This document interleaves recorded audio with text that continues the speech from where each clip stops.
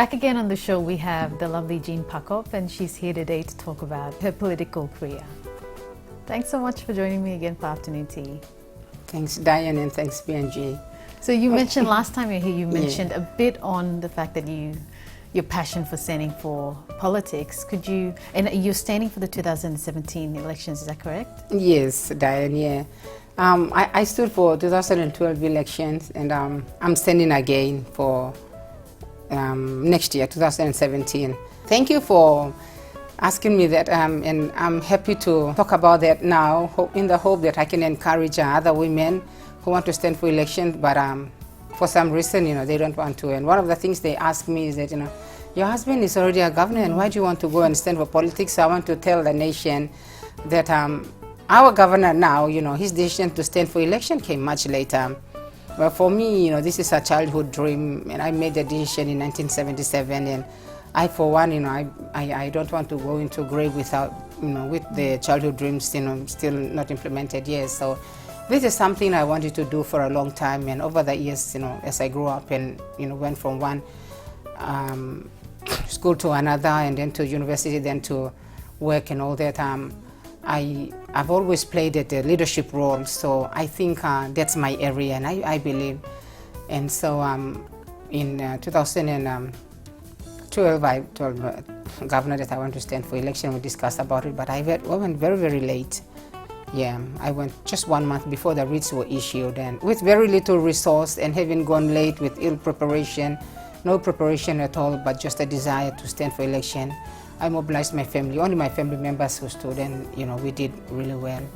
Not much campaign because we didn't have money, money to print out whatever and do all those preparations. But I'm standing again. Great. Yeah, I'm standing again because I think if you can you play a role at you believe you can do something, and you can have an impact and create changes, for yourself.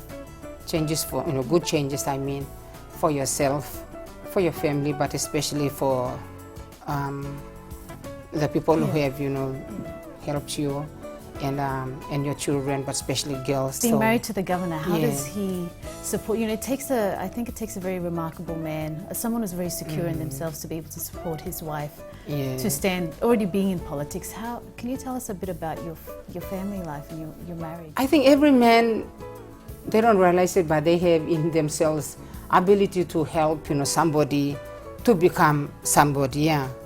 And because of our customs and all that, when a man marry a woman, they feel that they own that person, so they just, get them to, most men are, but some men are really good.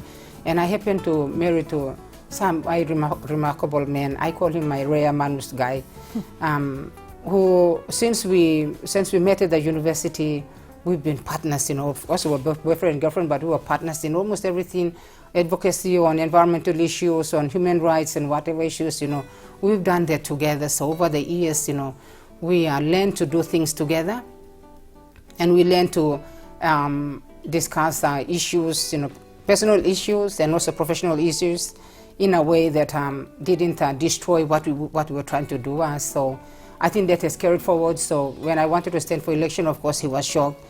And when I told him that this is what I had always wanted to do, he supported it. I think the last one, he supported it reluctantly.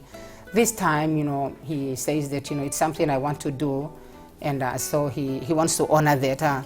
So he's now, really full support. So I want to encourage men out there, if you see that your wives or your sisters or aunties are playing the leadership roles, please go out, go out of your way and support them.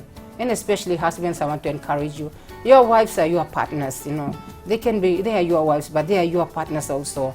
And in Nora, I think in other parts of Papua New Guinea too, we have the belief that your wives are what you make them to be. So if you support them, you allow your wives and to do what you think they have the ability to do, and you support them, they will go a long way, and their success, that's your pride, and you will celebrate too. So you should not have the fear of, allowing your wife to go and do this, or by run away, or, you feel inferior or anything like that. So for Paus and I, we've done really well.